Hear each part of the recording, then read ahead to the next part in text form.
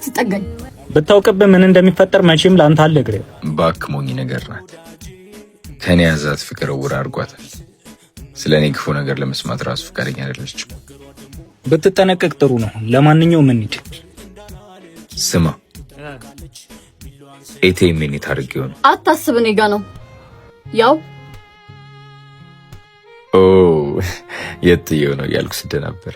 ቴንክ ዩ ኒኮድ። እንዳትጠጋኝ። ችግር አለ እንዴ ኒኮድ? አስመሳይ መሆንን በዚህ ልክ እንዴት ቻልክበት? ማለት የትም ስትንዘላዘል የጣልከውን ንብረት እኔ እጅ ላይ እንኳን ስትዩ ትንሽ ደንገጥ አትል? ቆይ አንዴ ላስረዳሽ። ምንም እንድታስረዳኝ አልፈልግም።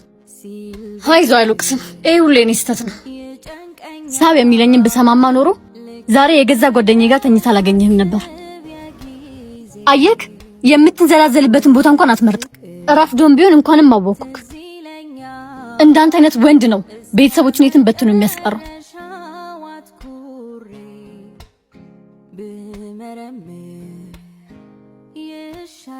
እየነገርኩ እናቱን አመለጠች።